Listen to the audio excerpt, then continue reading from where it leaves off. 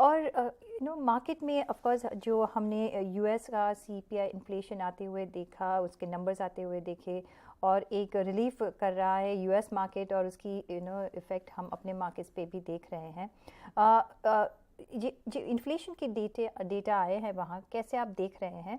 और ये अभी क्या फेड के ऊपर अभी तो थोड़ी देर है, जून में ऑफ कोर्स एफओएमसी की बैठक है, लेकिन क्या अभी इंडिकेशंस मिल रहे हैं, और अपने मार्केट्स कैसे उसको फॉलो करेंगे? देखिए, क्लियरली रेट्स हाइकिंग साइकिल का एंड नजर में दिख रहा है।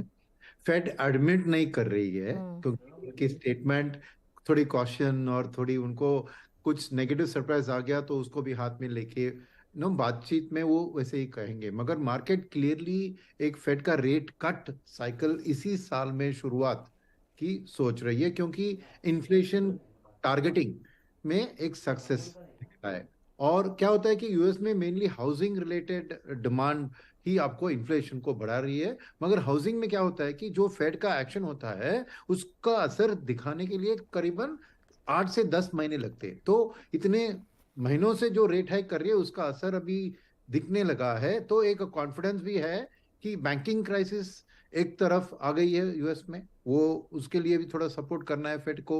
और इन्फ्लेशन कंट्रोल भी अगर सक्सेस हो रहा है तो उस हालत में शायद रेट हाइक डेफिनेटली पॉज में होगी और रेट कट का भी टाइम। तो ये naturally equity markets always contra to rate hike करती है। तो इसीलिए हम देखेंगे तो मार्केट्स के लिए ये बहुत पॉजिटिव है। और इसके साथ चीज जो आ रही है कि तेल के दाम में जो सॉफ्टनेस दिख रहा है ना, क्योंकि अभी समर का टाइम है तो विंटर का डिमांड, हीटिंग डिमांड कम हो रहा है। तो इंडिया में आपने देखा just month to date 20,000 crore FIs ने खरीदारी करी है। तो यानी एफआईएस भी अभी सोच रहे हैं कि अभी अगर इंटरेस्ट रेट कट की टाइम आ रही है तो डॉलर का वीकनेस, तो डॉलर का वीकनेस माने एडवांस देशों से जब पैसा इमर्जिंग देशों को आता है ना, तो डॉलर के वीकनेस में टाइम में उनको करेंसी का रिस्क नहीं लगता है। तो प्रॉफिट उनका बढ़ सकता है, क्योंकि अगर इमर्जिंग मार्केट की करेंसी बहुत वीकन होने वाली है तो उनको नुकसान पहुंचा सकती है। मगर हाल अभी ऐसा नहीं है। हाल ऐसा है कि डॉलर वीक हो रही है तो इमर्जिंग मार्केट कंट्रीज में स्ट्रेंथ भी आ सकता है। तो इस चीज के कारण एक एफआई के लिए जो एडवांस देशों में से बोरो करता है बैंक से यहाँ निवेश करने के लिए, उसको अभी टाइमिंग सही है। क्योंकि इंडिया जैसी एक कमोडिटी इंपोर्टिंग देश के लिए softness in oil and commodities positive है। डॉलर वीकनिंग हो रहा है, रेट कट हो रहा है तो उनको सस्ता पैसा मिलेगा। डॉलर वीकनिंग हो रहा है तो करेंसी से भी उनको कुछ एडवांटेज मिल सकता है। तो इसलिए ये एफआईएस की वापसी हमारे मार्केट को अच्छी सपोर्ट दे रही है। मगर फिर भी उसमें देखिए एफआईएस भी गिन चुन के खरीद रहे हैं। मैंने अभी भी फार्मा, आईटी, मेटल्स जो एक्सपोर्ट ओरिएंटेड या इंटरनेशनल लिंक्ड है, फोकस उनको से हटा के डोमेस्टिक इकोनॉमी के ऊपर फोकस ज्यादा है। तो एफआईएस भी ये समझ रहे हैं। तो मेरे ख्याल में ये जो माहौल आ रहा है ना कि dollar weakening plus interest rate cut, ये हमारे लिए एफआई फ्लोज के लिए बहुत पॉजिटिव है। और मार्केट उसी को लेकर सभी अक्रॉस द बोर्ड सेक्टर्स में आप देख रहे हैं एक पॉजिटिविटी दिख रहा है। हम्म। जो आपने एफआईआईस की बात की, तो हमने देखा है कि पिछले दिनों में काफ़ी कुछ हम इक्विटी मार्केट में इन्फ्लो आते हुए देखा है, लेकिन डेट मार्केट की तरफ अभी भी वो नहीं देख रहे हैं। क्या रीजंस देख रहे हैं आप? ये एफआई की डेट की बात करें या डोमेस्टिक डेट? एफआईआईस की। ठीक है, एफआईएस में इंडिया ने लिमिट रखा है ना। हम्म। सेकेंड चीज आपको याद होगा, बजट में उन्होंने जो विथहोल्डिंग टैक्स जून से खत्म हो रहा है उसको एक्सटेंड नहीं किया। उन्होंने वेवर दिया था विथहोल्डिंग टैक्स एफआईएस डेट के अंदर। 20% विथहोल्डिंग लगा था, उसको 5% उन्होंने 3 साल पहले उन्होंने अलाउ किया था।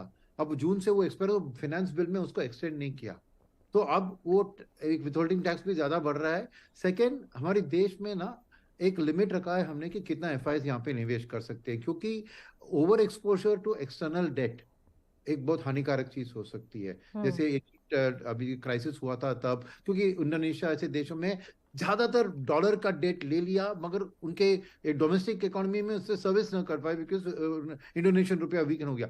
तो ऐसे एशियन क्राइसिस को रिपीट नहीं करना है। तो इंडिया का सभी top 12 countries in the world GDP के हिसाब से आप देखें, सबसे lowest exposure to external debt Indian country का है। हम्म। तो ये हम कंट्रोल कर रहे हैं कि कितना डॉलर वाला डेट हम अलाउ करेंगे, चाहे एफआईएस के थ्रू या ईसीबी के थ्रू। तो ये एक अच्छी चीज है। मैं कहूंगा कि ये डेट में इन्फ्लो कम होना क्योंकि इंटरेस्ट रेट सस्ता दिखता है बट करेंसी आके सब उसको जो एडवांटेज है उसको निकाल सकता है। तो हम डोमेस्टिक ओरिएंटेड है तो डोमेस्टिक बोरोइंग से ही गवर्नमेंट को भी अपना काम ज्यादातर चलाना चाहिए। और वहां पे भी आप इंटरेस्ट रेट देख रही है ईज आउट हो रहे हैं गवर्नमेंट की जिससे बोरोइंग।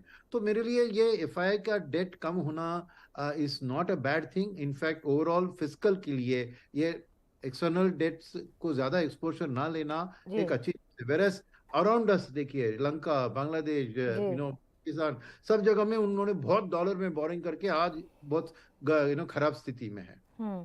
साथ में अगर देखें तो जो फोर्थ क्वार्टर्स के नंबर्स हमने अभी तक जो आते हुए देखे हैं, कैसे आप देख रहे हैं? कौन से सेक्टर्स में अभी तक को आपको एक पॉजिटिव सरप्राइज मिला है, कौन से सेक्टर से आपको निराशा मिली है? अभी भी ऑफ कोर्स नंबर्स आते रहेंगे लेकिन may be we are more और लेस हाफ वे थ्रू। कैसे आप देख रहे हैं? नहीं अभी भी ट्रेंड वरना मैंने देखा है कि कुछ अच्छी एक more positive earnings then negative. अभी सेक्टरली एनालिसिस हमारे लिए क्लैरिटी नहीं है उतना। तो थोड़ी देर वेट करते हैं before taking a final call. But overall हम रीजनेबली हैप्पी है अब तक की जो अर्निंग सीजन की रिजल्ट्स आई है तो वो ठीक है। मगर एक इन डेप्थ सेक्टरल एनालिसिस अभी हमें करना बाकी है। हम्म। तो वो हिसाब से अभी जो भी नंबर्स आए हैं कि जो भी हमने परफॉर्मेंस देखे हैं ओवर द ईयर, कैसे अभी आप निवेश कर रहे हैं? अभी कौन से ऐसे एरियाज़ हैं जहां जितने भी नंबर्स आए हैं और वहाँ उसके नंबर्स के हिसाब से, और साथ में प्राइस करेक्शन भी ज़रूरी होता है मार्केट में एंटर करने के लिए, तो वो दोनों आपको अभी पॉजिटिव लग रहा है? देखिए ओवरऑल म्यूचुअल फंड्स ने ही आप देखिए थोड़ा कैश निकाला है थ्रू लास्ट एफआईएस आके खरीदारी कर रहे हैं। तो म्यूचुअल फंड्स थोड़ी बेच रहे हैं वो खरीदारी फ्रेश नहीं कर रहे हैं क्योंकि वो कैश चाहिए क्योंकि अच्छे कंपनी की स्टॉक जब करेक्ट होती है तो उसको जाके खरीदने के लिए हाथ में कैश होना जरूरी है। और अभी क्या है कि क्योंकि 20,000 करोड़ एफआई का पैसा आया कोई भी ऐसा स्टॉक गिरने की स्थिति में नहीं रहा except for the export oriented sector जैसे फार्मा की मैंने बात की। तो इस हालत में हम समझते हैं कि अर्निंग्स सीजन में दो चीज होती है। एक जो क्वार्टर वाला अर्निंग्स है सेकंड जो गाइडेंस वो बताते हैं फ्यूचर के बारे में। तो वैल्यूएशंस को आप छोड़िए क्योंकि पैसा आ रहा है स्टॉक्स को चेस कर रहा है। जिसका फ्यूचर गाइडेंस अच्छा है उसको जाके खरीदने का है। आज करेक्शन के लिए वेट करने का टाइम नहीं है। मगर क्या है कि कौन सी कंपनी की गाइडेंस अच्छी है उनकी फ्यूचर ऑर्डर बुक्स अच्छी दिख रही है उनको जाके खरीदना है। तो ये एक वेटिंग का सिचुएशन में समझाऊं इस मंथ जबकि पूरे रिजल्ट्स आएंगे। और रिजल्ट्स को छोड़िए गाइडेंस पे कोई बात है कि क्या हर इन्वेस्टर कॉल में एनालिस्ट के कॉल में क्या बता रही है कंपनी फ्यूचर के बारे में वो बहुत अहम चीज रखता है। इसके ऊपर मैं ज्यादा नहीं बता सकता हूँ क्योंकि जो मैं खरीदने वाला हूँ मैं बता दिया तो प्राइस पहले ही ऊपर चला जाएगा। तो हम्म। जो खरीदने वाले हैं नेचुरली हम हमारे पास रखेंगे ताकि हमारे कॉम्पिटिटर्स और ये उसको ना उठा पाए। राइट। जी जी। जी, साथ में अगर कल हमने जो न्यूज़ देखे जो बैंकिंग सेक्टर के लिए थे, और जिसमें जो न्यू ईसीएल नॉर्म्स के बारे में बात की गई थी, तो उसमें देखा कि पीएसयू बैंक्स को एक ज़्यादा मार पड़ सकता है। आप कैसे देख रहे हैं financial sector, banking sector as a whole? और ये मुद्दा अगर सामने रखें तो कुछ डिफरेंस पड़ेगा अगर आपको निवेश करना है तो कहाँ निवेश करना चाहिए? प्राइवेट बैंक के पीएसयू बैंक की तरफ अभी भी झुकाव रहेगा? नहीं देखिए इसमें प्राइवेट पीएसयू की बात नहीं है। ये इंडिविजुअल बैंक के ऊपर डिपेंड करता है कैसे स्थिति को।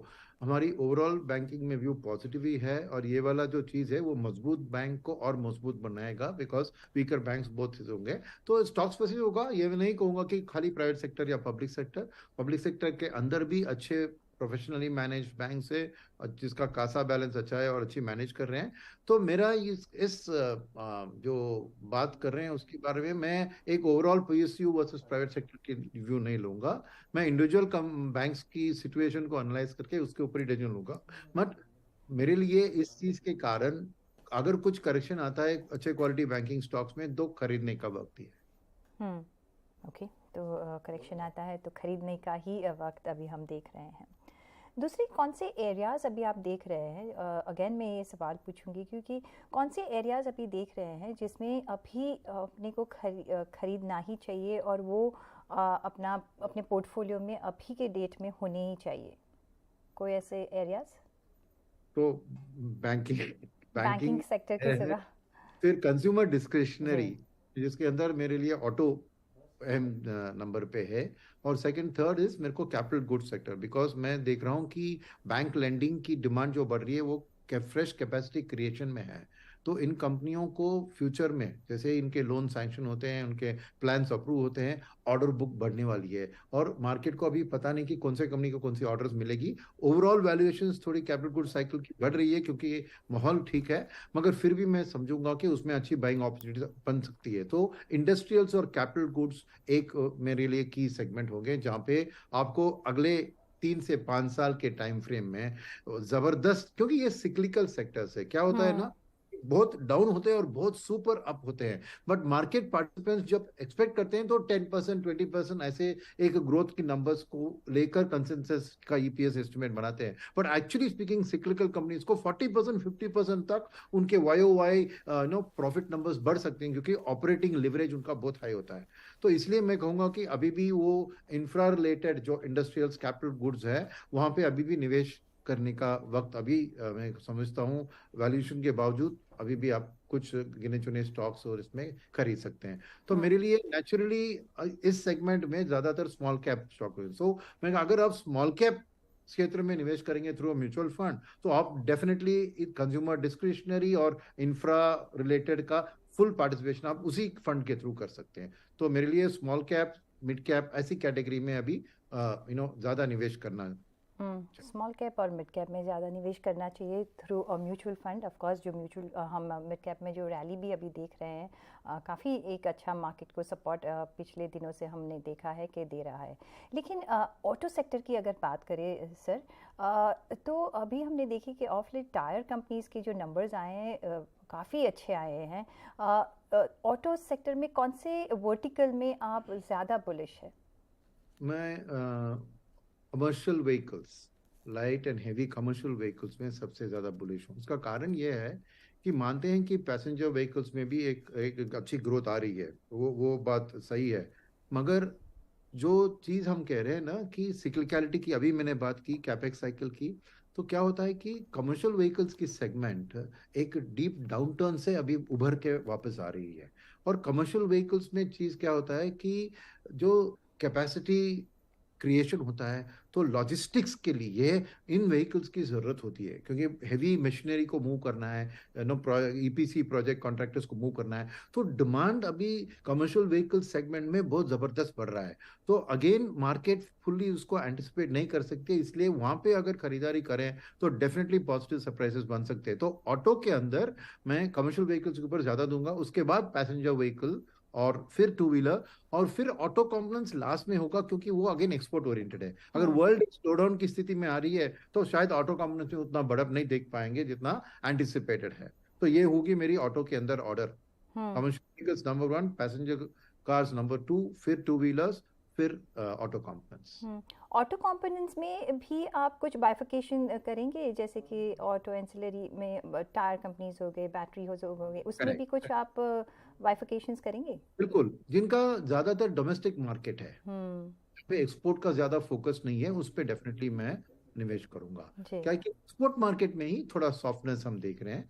तो हर कंपनी में आपको देखना चाहिए कि कितना उनका एक्सपोर्ट का कंट्रीब्यूशन है, कितना डोमेस्टिक का। जिनका डोमेस्टिक ज्यादा है, जैसे टायर सेगमेंट की करें, ज्यादातर टायर डोमेस्टिकली बिकते हैं, राइट। तो वहां पे मैं बुलिश हूँ, because on the back of commercial vehicle, her commercial गाड़ी के लिए 8 टायर लगती है ना।